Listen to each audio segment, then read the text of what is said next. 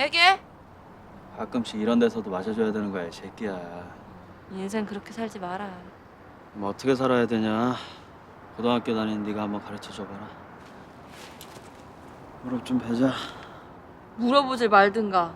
이거 부모는 잘 사냐? 그럼 잘 살지. 잘해라 부모한테 속색이지 말고. 너나 잘해. 이제 양아치짓 좀 그만하고.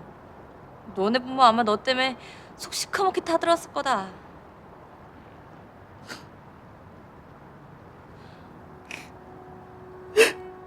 주민 여러분 안녕하세요. 주민센터 센터장입니다.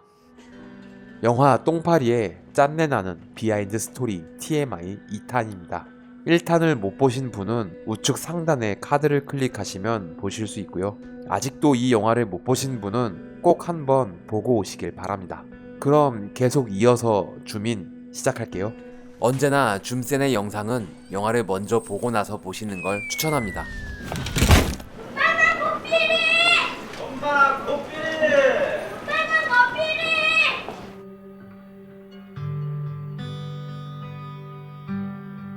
이번엔 조카와 함께하는 데이트.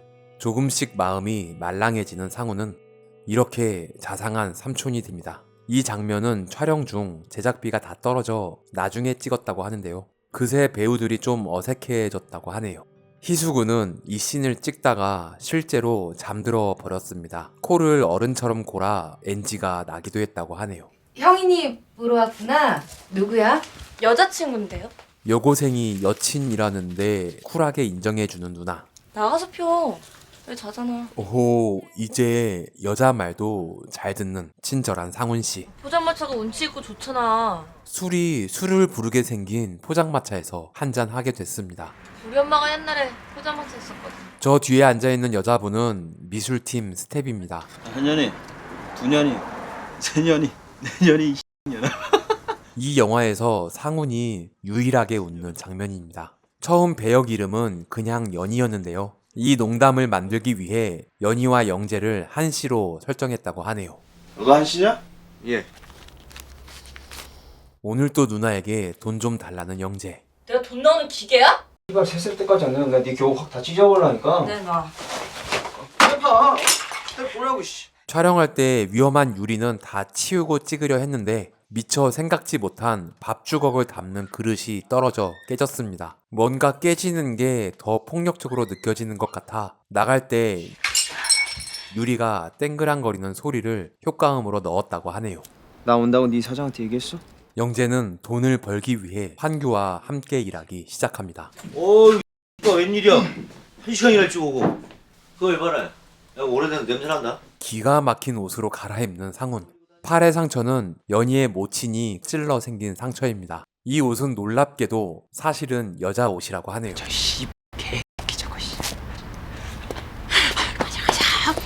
아니 황규 너무 귀여운데?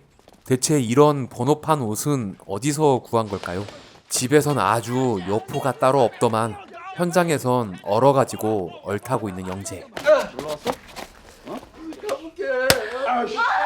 이제 휴대폰을 좀 만들어 볼까 하고 누나가 일하는 가게를 찾은 상훈. 개통하는데 시간이 좀 걸리는데 밥은 먹었어? 이곳은 당시 윤승훈 배우 어머님이 운영하시던 식당이라고 합니다. 재혼 안 해? 하나 소개시켜줘? 상훈은 사실 누나에게 만식을 소개해 줄 생각입니다. 이후에 이런 말을 하죠. 나한테 소개시켜줄 사람도 있고. 아버지 혼자 계시니까 얌전하다가도 아버지 이야기만 나오면 눈이 돌아버리는 상훈. 나 너네 엄마 얼굴도 몰라! 안 만났으면 편했는데. 또 아버지를 패러 갑니다. 사실은 배우가 안 보이는 것은 모래 주머니를 발로 찼고 얼굴이 보이는 것은 아프지 않게 터치 정도만 했다고 하는데요. 진짜 사람을 세게 때리는 것처럼 보이기 위해 감독이 더 크게 동작을 해야 해서 체력 소모가 심했다고 합니다. 왜 그랬어! 왜 그랬어! 소리를 너무 질러 목이 맛이 가서 오래 찍을 순 없었다고 하네요. 이 충격적인 모습을 조카 형인이가 보게 됩니다. 알바를 구하는 떡볶이집 사장님은 촬영 감독이 맡았습니다. 상훈과 닮아가듯 똑같이 주머니에 손을 넣고 걷는 건 이환 배우가 설정한 연기 디테일입니다. 우물쭈물하다 뒤지는 거야. 난 우물쭈물하는 새끼도 아주 죽여버리고 싶어. 핸드폰도 만들고 누나에게 줄 통장까지 만든 상훈. 너 빠진 걸돈 아껴가지고 그 전화기를 하나 사. 빠진 거 끊었다. 달라나. 마음이 조금씩 누그러지기 시작하는 것 같은데요. 이 영화에서 유일하게 존댓말이란 걸 합니다. 어디 갔어요? 전화 한번 네, 해볼게요. 됐어요. 끝에 요자는 슬쩍 흐리는 연기 디테일. 사람 하나 죽이고 빵에서 한 15년 썩다 나오면 그 죄가 다 없어져? 조용히 좀 처먹어라 X발놈들아. 정말 반가운 얼굴, 풋풋한 박병은 배우가 보이네요. 감독의 5분짜리 단편 그냥 가의 주연 배우였습니다. 이 병은 당연히 설탕으로 만든 가짜 유리입니다. 한편 영재가 한바탕 난리를 치고 나간 집에서 바닥에 떨어진 밥과 옷에 묻은 밥알이 연희의 비참함을 더해주도록 만든 설정입니다. 니는 어디 가고 딸년이 밥을 차리게 만들어? 그런데 아빠까지. 엄마 죽었다고! 이 국자는 1,000원짜리를 무려 3개나 준비했는데요.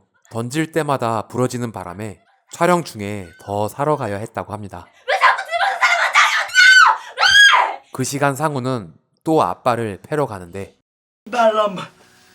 쓰러져 있는 아빠 곁에서 상훈을 바라보는 엄마와 동생.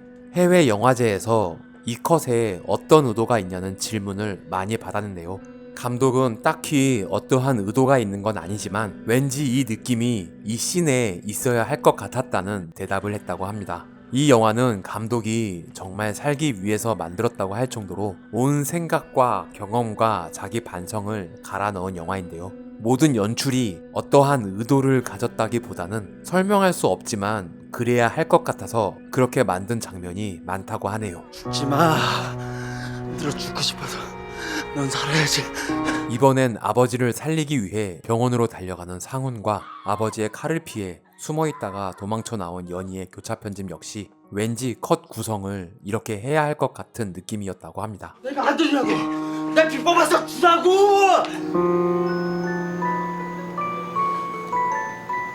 뭐하냐 안 자고. 이 씬이 이 영화에서 가장 많은 돈을 쓴 장면이라고 합니다. 발전차, 탑차, 조명까지 전부 세팅하고 촬영하는데 비가 오는 바람에 하루 더 촬영해야 했다고 하네요. 이 씬에서만 300을 넘게 써야 한다며 PD가 꼭 여기서 찍어야 하겠냐는 말을 했다고도 하지만 아까도 말했듯이 감독의 머릿속에 있는 걸 뱉어내는데 큰 의미가 있는 이 영화에서 감독의 고집을 꺾을 수는 없었다고 하네요. 인생 그렇게 살지 마라. 뭐 어떻게 살아야 되냐. 고등학교 다니는 네가 한번 가르쳐 줘봐라. 나한테 돈 열나 많이 쓰면 돼. 아, 고삐리 그냥 확 먹어버릴라. 이씨. 이 대사는 전혀 성적인 의도로 쓴 대사가 아니라고 합니다. 이전에 조카에게도 이런 말을 하기도 했죠. 확 그냥 먹어버릴라 이 새끼가 이씨. 잘해라 부모한테. 너나 잘해. 이제 양아치짓 좀 그만하고. 연희 앞에서 눈물을 터뜨리는 상훈. 상훈의 감정에 본인의 슬픔까지 더해져 함께 울어버리는 연희입니다. 이 컷에 깔리는 음악은 아까 연희의 부친이 칼을 들고 나왔을 때와 상훈의 부친이 쓰러져 있는 걸 발견했을 때 깔았던 음악을 그대로 사용했습니다. 둘이 울면서 감정이 해소되는 것 같지만 그 응어리는 계속 남아있음을 의미한다고 하네요. 너 아침부터 시비 걸게? 나 어제 아르바이트 주고 탔어. 존나게 말 안 듣네. 원래 시나리오에는 비꼬는 듯 돈 벌어 집이나 사라 라고 하는 대사였다고 하는데요. 갑자기 영재가 너무 착해진 것 같다는 연출부 스텝의 의견으로 바꾼 대사라고 합니다. 오늘 또 조카를 보러 온 삼촌. 이 마스크는 일본의 마넨샵에 들렀을 때 발견하고 언젠가 영화에 써먹겠다는 생각으로 샀던 마스크라고 합니다. 할아버지를 패는 삼촌을 목격했으니 형이는 삼촌을 똑바로 볼 수가 없습니다. 형이나 미안하다. 삼촌이 저번에 그러면 안 됐는데. 형인에게는 폭력으로 얼룩진 기억이 남지 않기를 바라는 상훈. 할아버지 잠깐 내 왜 때려? 옛날에 아빠도 엄마 그렇게 때렸는데. 한편 아들 덕에 살게 된 상훈의 아버지. 10년이 넘는 옥생활 중 매일같이 꺼내본 사진이라는 설정으로 미술팀이 심혈을 기울여 제작한 사진들입니다. 오늘까지만 일하고 그만둘란다. 그런데 만식의 표정이 왜 이렇게 무섭게 변하는 거죠? 사람 불안하게. 나도 안 해. 나도 그만둘래.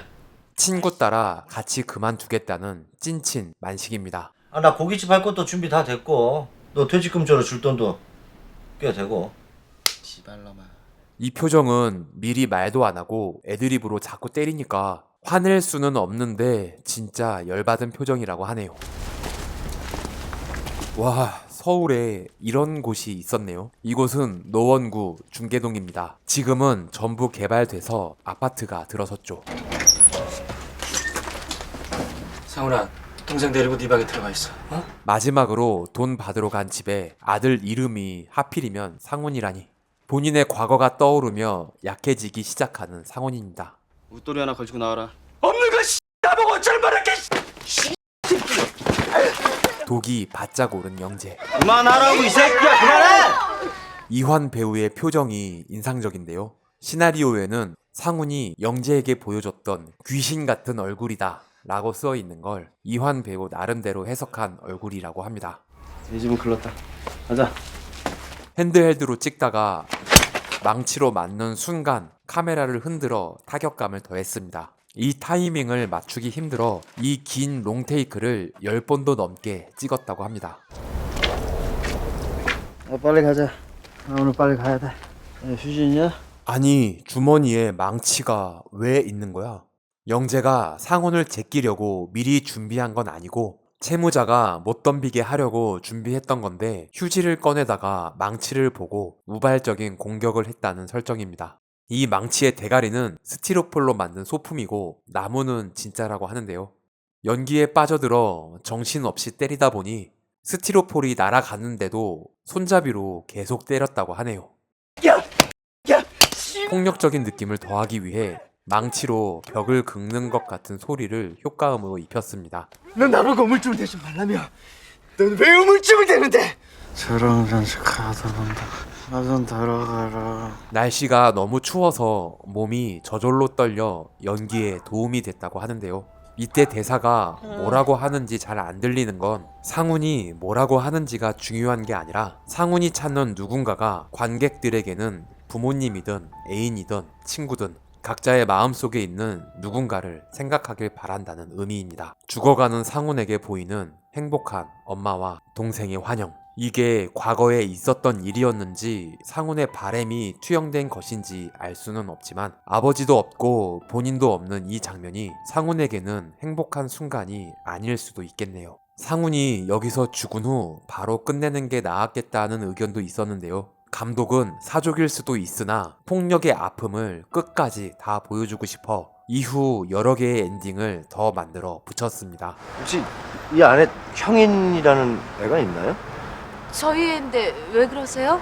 상훈이 소개시켜 주려던 두 사람이 만났습니다. 학생 친구 있단 말은 안 했는데.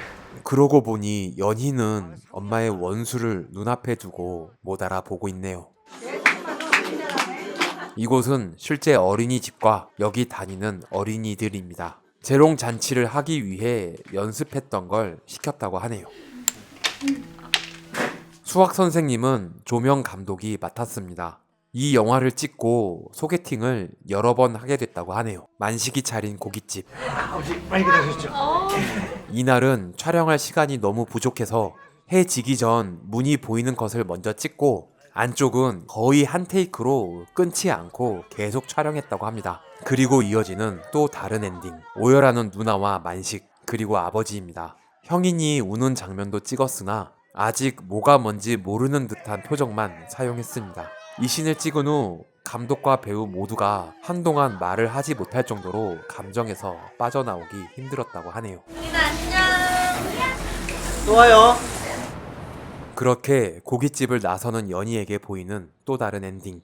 엄마가 당했던 것처럼 포장마차를 부수는 깡패가 영재입니다. 이 장면을 찍을 때 카메라를 멀리 두고 촬영하니까 진짜 조폭들이 나타나 남의 구역에서 뭘 하는 거냐며 큰일이 날 뻔했다고 하는데요.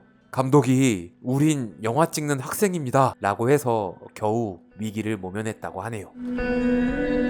겹쳐 보이는 상훈의 모습. 이 역시 왜 이렇게 했는지 설명할 수는 없지만 이렇게 해야 할 것 같아서 설정했다고 합니다. 자, 영화 똥파리였습니다. 주민 여러분들은 어떻게 보셨나요? 부디 이 영상이 여러분들에게 좋은 영화를 다시 한번 보게 되는 좋은 시간을 갖는데 도움이 되길 바랍니다. 의견을 댓글로 남겨주시면 감사하겠습니다. 구독과 좋아요는 사랑입니다. 종 모양 클릭으로 알림 설정을 하시면 다음 영상 업로드 소식을 바로 알 수 있습니다. 시청해주셔서 감사합니다. 지금까지 센터장이었습니다. 다음 영상도 기대해주세요.